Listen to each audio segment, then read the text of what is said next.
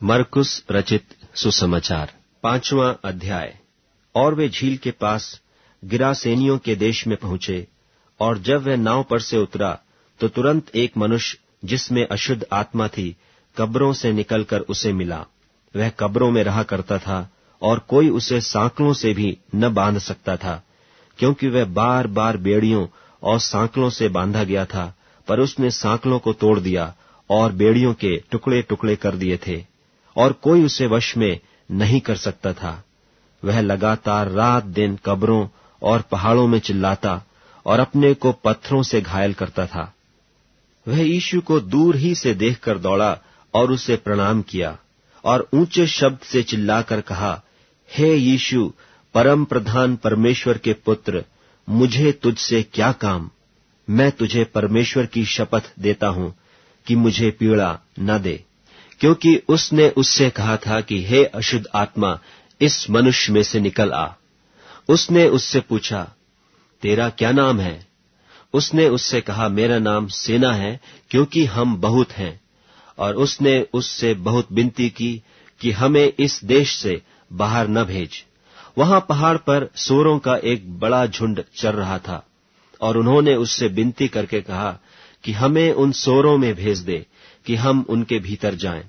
तो उसने उन्हें आज्ञा दी, और अशुद्ध आत्मा निकलकर सूअरों के भीतर बैठ गई, और झुंड जो कोई 2000 का था कड़ाड़े पर से झपट कर झील में जा पड़ा और डूब मरा। और उनके चरवाहों ने भागकर नगर और गांवों में समाचार सुनाया। और जो हुआ था, लोग उसे देखने आए, और यीशु के पास आकर वे उसको जिसमें दुष्टात्माएं थीं, अर्थात जिसमें सेना समाई थी, कपड़े पहने और सचेत बैठे देखकर डर गए। और देखने वालों ने उसका जिसमें दुष्टात्माएं थीं और सूअरों का पूरा हाल उनको कह सुनाया। और वे उससे विनती करके कहने लगे कि हमारे सिवानों से चला जा। और जब वह नाव पर चढ़ने लगा तो वह जिसमें पहले दुष्टात्माएं थीं उससे विनती करने लगा कि मुझे अपने साथ रहने दे। परंतु उसने उसे आज्ञा न दी, और उससे कहा, अपने घर जाकर अपने लोगों को बता कि तुझ पर दया करके प्रभु ने तेरे लिए कैसे बड़े काम किए हैं।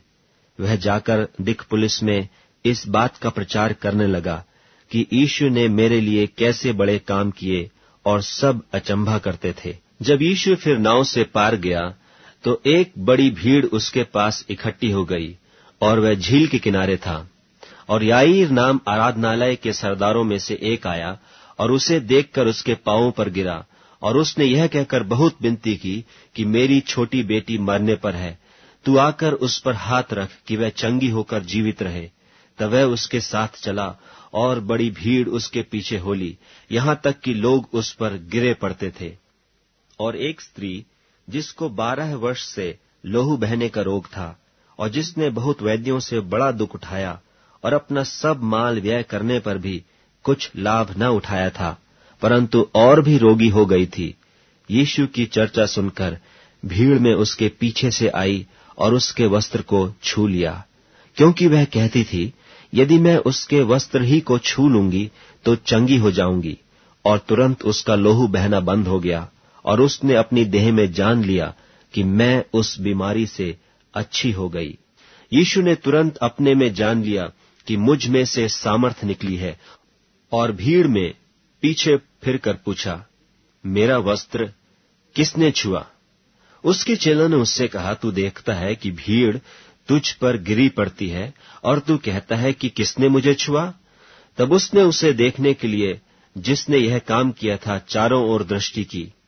तब वह स्त्री है जानकर कि मेरी कैसी भलाई हुई है, डरती और कांपती हुई आई, और उसके पांवों पर गिरकर उससे सब हाल चाल सच सच कह दिया।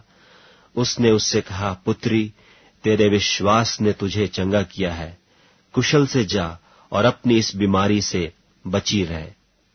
वह यह कह ही रहा था कि आराधनालय के सरदार के घर से लोगों ने आकर कहा कि तेरी बेटी तो मर गई, अब गुरु को क्यों दुख देता है?